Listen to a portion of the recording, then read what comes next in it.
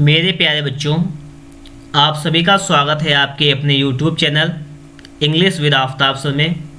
आज आपके सामने यहाँ पर एक स्टोरी लिखी हुई है हिंदी में, सहानुभूति नामक टॉपिक इसका, और इसको हम लोग हिंदी से अंग्रेजी में ट्रांसलेट करेंगे।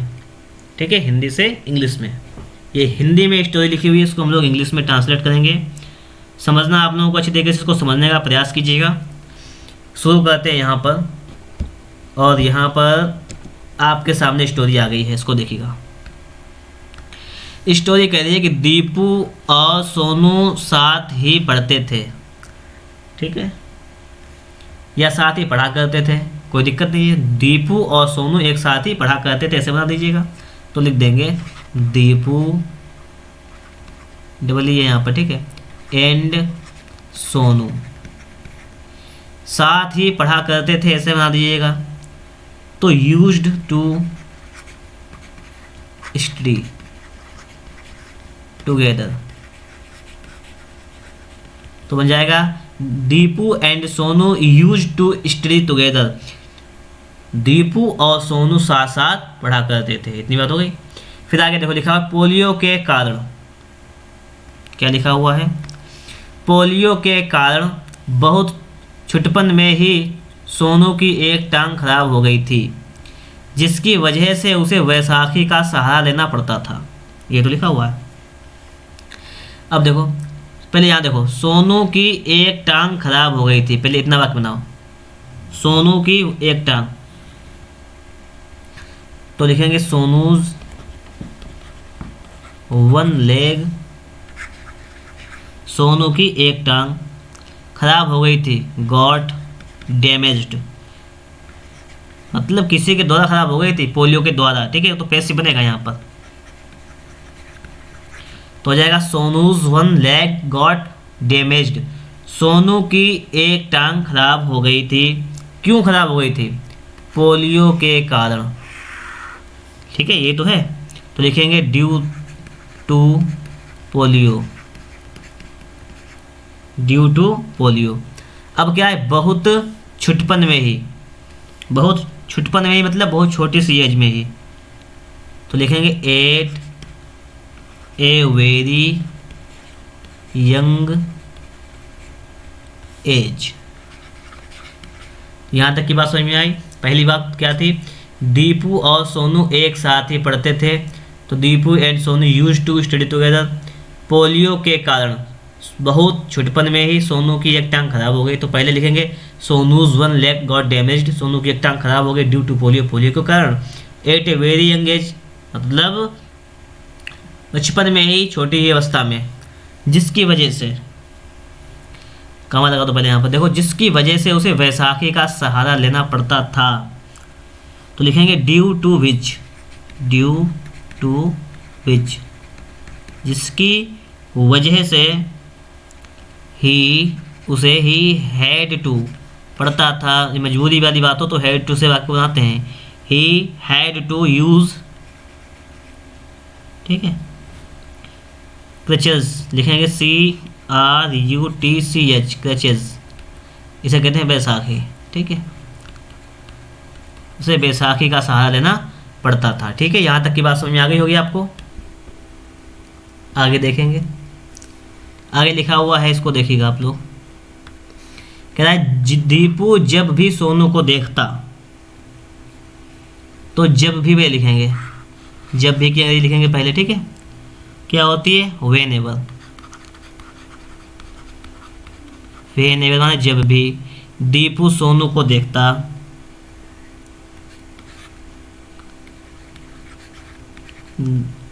दीपू सा सोनू, फिर क्या कहता? उसे हंसी आ जाती, उसे हंसी आ जाती और वह भी उसके सामने उसी तरह उचक उचक कर चलने लगता। उसे हंसी आ जाती, तो लिखेंगे पास्ट में ये बनेगा, तो ही would start, he would start laughing, हंसना शुरू कर देता, कह सकते हैं। जैसे ही वह दीपू सोनू को देखता तो वह हंसना शुरू कर देता। और लिखा हुआ है तो और के लिए एंड वह भी उसके सामने, एंड ही उसके सामने उचक उचक कर चलने लगता है। ही वुड आल्सो, वह भी के लिए आल्सो, वुड लगा दिया क्रिया के लिए, ठीक है। अब क्या कह रहा है, उसी तरह, ठीक है, चलने लगता मतलब स्टार्ट, शुरू कर देता, हॉपिंग, हॉपिंग माने उचक उचक कर, ठीक है। हॉपिंग में कहते हैं हॉपिंग कहते हैं उचक उचक कर कूदना, चलना। तो कह सकते हैं कि यहाँ पे समझो फिर से, देखो बड़े बड़े वाक्य कोई दिक्कत नहीं, लेकिन हम स्टोरी को अच्छी तरीके से समझ लेंगे। पहले देखो, दीपू जब भी सोनू को देखता तो when ever Deepu saw Sonu, उसे हंसी आ जाती। ही वुड स्टार्ट लाफिंग, ये स्टार्ट वुड क्यों लगा दिया, कह सकते हैं ना, इधर पास्ट है तो इधर पास्ट में ही चलेगा, ये क्लियर बात है। और वह भी उसके सामने उसी तरह उचक उचक कर चलने लगता। And he would also start hopping, वह भी उछलना शुरू कर देता है, उछल कर चलने लगता, कह सकते हैं। उसके उसी तरह उसके सामने, उसके सामने के लिखेंगे इन front of, in front of him, उसके सामने। और क्या है, उसी तरह से, उसी तरह से लिखेंगे इन द सेम वे, उसी तरह से, उसी तरीके से, ऐसे कह सकते हैं। तो ये बात समझ में आई आपको। यहाँ से देखो, उसे हंसी आ जाती, ही वुड स्टार्ट लाफिंग, और के लिए एंड, वह भी, ही वुड उसके सामने उसी तरह उचक उचक कर चलने लगता।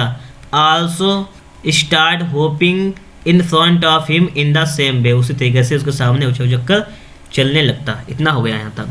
आगे लिखा, सोनू नजरें नीची करके क्लासरूम में चला जाता, ये तो लिखा हुआ है। तो लिखेंगे Sonu would go to classroom,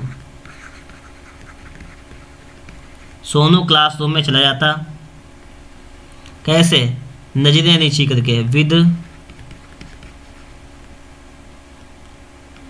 eyes down, ठीक है, विद आईज डाउन। यहाँ तक होगी बात, इतनी होगी बात। सोनू नजरें नीची करके क्लासरूम में चला जाता, तो Sonu would go to classroom with eyes down, ये क्लासरूम लिखा हुआ है, ठीक है, ये क्लासरूम लिखा हुआ है, ठीक है, ये लिखा हुआ है क्लासरूम, ये सी है, ये एल है, ठीक है। अब आगे समझो आप लोग, आगे आपसे क्या कहता था, और डेस्क पर मुंह रखकर सिसकने लगता। अब लिखेंगे और के लिए क्या लिखेंगे, and would start, and would start, सिसकना की क्या होती है, सॉबिंग होती है, सॉबिंग, और सिसकने लगता, डेस्क पर मुंह रखकर, ये तो है, इसका देखो, डेस्क पर मुंह रखकर, तो ले जाएगा with his face on the desk. तो क्या हो जाएगा, whenever Deepu saw Sonu he would start laughing and he would also start hopping in front of him in the same way, उसी तरीके से उछलने लगता। Sonu would go to classroom with eyes down, आंखें नीची करके सोनू जो है क्लास में चला जाता। एंड वुड स्टार्ट सोविंग, और सिसकना शुरू कर देता, with his face on the desk, मतलब अपने चेहरे को, मतलब अपने मुंह को डेस्क पर रखकर, ऐसे कर सकते हैं, ठीक है, चेहरे को। फिर आगे देखो, आगे स्टोरी और लिखी हुई है। अभी आगे लिखा हुआ है कि टीचर के पूछने पर वह कोई बहाना बना देता, टीचर के पूछने पर वह कोई बहाना बना देता, ठीक है। तो लिखेंगे व्हेन द टीचर, जब कोई अध्यापक आस्क्ड, पूछता था उससे, कमा लगा देंगे तो के लिए, तो कोई बहाना बना देता, तो लिखेंगे he would make some excuse, कोई बहाना बना देता, टीचर के पूछने पर वह कोई बहाना बना देता। यहाँ तक की बात समझ में आ गई होगी। आप लोग देखेंगे कि वाक्य बहुत लंबे लंबे इसमें है, कोई दिक्कत नहीं है, आप लोग लगातार इसकी प्रैक्टिस कीजिएगा, बहुत ही अच्छी तरीके से आप लोग सीख जाएंगे स्टोरी को, ठीक है। आगे आप लोग और देख लीजिएगा थोड़ा सा और। आगे आपके सामने क्या कह रहा है, इसको देखो। हमें दूसरों की कठिनाइयों को समझना चाहिए। पहले इतना देखो, हमें दूसरों की कठिनाइयों को समझना चाहिए। लिखेंगे वी शुड, हमें चाहिए, अंडरस्टैंड, वी शुड अंडरस्टैंड, हमें समझना चाहिए कठिनाइयों को, द डिफ़िकल्टीज, कठिनाइयों को समझना चाहिए, ऑफ अदर्स, दूसरों की, और उनकी मदद करनी चाहिए, एंड हेल्प देम, उनकी मदद करनी चाहिए, काम लगा दो। यहाँ तक की बात हो गई। हमें दूसरों की कठिनाइयाँ को समझना चाहिए, we should understand the difficulties of others, यहाँ तो हो गया, और एंड उनकी मदद करनी चाहिए, हेल्प देम, उनकी मदद करनी चाहिए, बजाय उनकी स्थिति का मजाक उड़ाने के। ये तो कहता है, देखिए instead of, INSTEAD, instead of उनकी स्थिति का मजाक उड़ाने के, यही तो कहता है, instead of making fun of their situation, full stop लगा देंगे।